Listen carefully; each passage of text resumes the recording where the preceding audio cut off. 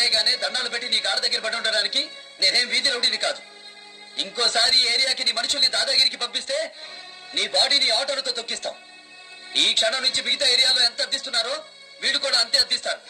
అంతకంటే ఒక్క పైసా ఎక్కువ అడిగావో. దేశానికి స్వరాజ్యం తెచ్చిన మహాత్మా గాంధీని 1948లో నాటు తుపాకీతో కాల్చుకున్నాం. 1984లో దేశ ప్రధాని ఇందిరాగాంధీని AK-47తో కాల్చుకున్నాం. 1991లో మాజీ ప్రధాని రాజీవ్ గాంధీని మానవ బాంబుతో చంపుకున్నాం సార్. 40 ఏళ్లలో నాటు తుపాకీ నుంచి మానవ బాంబు వరకు పురోగమించాం సార్. ఇది పురోగతే. రోజుకో రాజకీయ పార్టీ పుట్టుకొస్తుంది. ఇది పురోగతే. నాయకుడు రోజుకో జెండా మారుస్తున్నాడు. అది పురోగతే. పార్టీలు ఎన్ని పుట్టినా, జెండాలు ఎన్ని మార్చినా అందరి ఎజెండా ఒక్కటే సార్.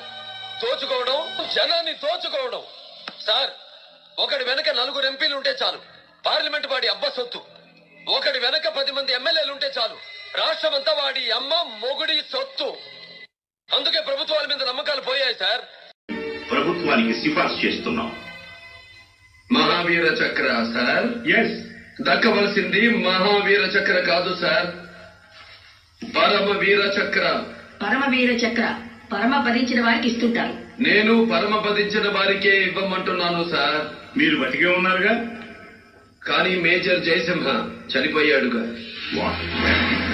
మేజర్ జయసింహ చనిపోయాడా? మీరు కాదు. మరి అఫ్జల్ గనీని చంపింది నేను.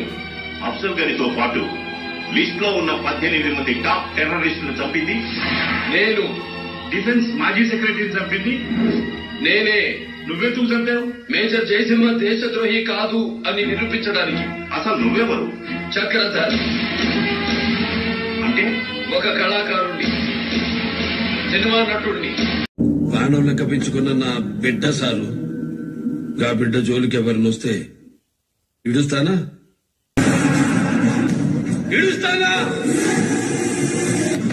కొడుకు చేసిన తప్పే, నేను చేసిన తప్పే.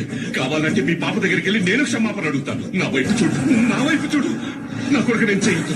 నా కొడుకు అంటే నాకు ప్రాణం. వాడిని తీసుకుని సౌండ్ చెయ్యకు, కంఠం కోసేస్తా. రేయ్, ఈ రాయలసీమలో ఏ సెంటర్ అయినా సరే, ప్రొద్దుటూరు, చిత్తూరు, కడప, కర్నూలు, ఏ సెంటర్ అయినా సరే పర్లా, నీ బలాన్ని, బంధుగణాన్ని మొత్తాన్ని తీసుకురా. ఒక్కడనే వస్తా, చెమట పట్టకుండా చంపేస్తా. వస్తావా? మళ్ళీ నువ్వు గాని నీ కొడుకులు గాని తప్పు చేస్తే తల తీసేస్తా, నరికేస్తా, నరికేస్తా. పిలవరా, పిలు. ఇంటిని బాధిని పిలు, చాలకపోతే ఊరు మొత్తాన్ని పిలు. నా తండ్రి నెత్తుడి మనకు ఆరకముందే నా తండ్రి గుండెను కోస్తే నీ గొడ్డరితో నీ కొడుకు తల నరికి మా నాన్నకు రక్తదర్పణ పెట్టాను రా. ఈ సేమలో శత్రువును చంపిన వాడిని మొరగాడంటారు, చీరగట్టిన వాళ్లను చంపిన వాడిని ముండమోపంటారు. దారి కాచి దొంగచాటుగా మా వాళ్ళను చంపిన మీరు మనుషులకు పుట్టారా, తుప్పలకు పుట్టారా? నేను జైలు నుంచి వచ్చిన నెక్స్ట్ మినిట్ నువ్వు ఉండవు. నువ్వు భయపడితే భయపెట్టడానికి ఓటర్ని అనుకున్నావా బే? షూటర్ని కాచి పడేస్తా కొడక్క. వీరరాఘవరెడ్డి, నేను దొంగలా రాలేదు, దొరలా వచ్చా. నీ ఊరొచ్చా, నీ ఇంటికి వచ్చా, నీ నట్టింటికి వచ్చా. మీ అమ్మ నిజంగా నిన్ను రాయలసీమ గడ్డపై కనుంటే, నీ అబ్బ మొలతాడు కట్టుంటే, నీ మూతి మీద నుండి మొలిచిన మీసం అయితే నన్ను చంపరా? రా. నా పేరులోనే సింహం ఉందిరా, దాన్ని రక్తపు జలుతో నిద్ర లేపారు.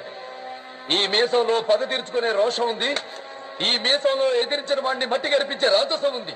ఇప్పుడే ఇక్కడే మీ అందరినీ తెగ నరకపోతే ఈ మీసం కొరిగించుకుంటాను రా. పిలిచింది నువ్వు, వచ్చింది నేను. చావుని తలుచుకుంది నువ్వు, చచ్చేది నువ్వే. ఇది నీ ఊరు, నీ వాడ, నీ కొడుకులు, నీ రౌడీలు. నేను ఒక్కడిని. చాలనా నిన్ను జైలుకి పంపడానికి? చాలనా నీ వంశాన్ని ఊరి నుంచి తరవడానికి? చాలనా నీ పేక కొయ్యడానికి? నేను పార్లమెంట్ మెంబర్నిరా. నీకు మోసైతే చెప్పు, పార్లమెంట్ వరకు వెంటాడి చంపుతా. తండ్రిని చంపా, మారలా. నీ మందిని చంపా, మారలా. మారతావని లోపల వేయించా, మారలా. అందుకే నీ తమ్ముడిని చంపేశా. ఇక మిగిలింది నువ్వే. కోట్లు డబ్బులకి దొరకచ్చు, కానీ పౌరుషం పుట్టుకతో వస్తుందిరా. సూర్య చంద్రులు వస్తేనే ఒక రోజు అవుతుంది, ఇద్దరు ఇష్టపడితేనే ఒక పెళ్లి అవుతుంది. 10 తలల రావణాసుడి వల్లే కాలేదురా ఇష్టం లేని స్త్రీని లొంగ తీసుకోవడం. నువ్వెంత, నీ బాబెంత? ఎవరనుకున్నావు నన్ను? ఏమనుకున్నావు నన్ను? బ్రహ్మనాయుడి అంశంలో పుట్టిన వాణ్ణి, నిత్యం చెన్నకేశ్వర స్వామిని కొలిచేవాణ్ణి, ఇట్లో పాశుపతం ఉన్నవాణ్ణి. గుప్పెట విప్పాను, గుండె పగిలి చస్తావు.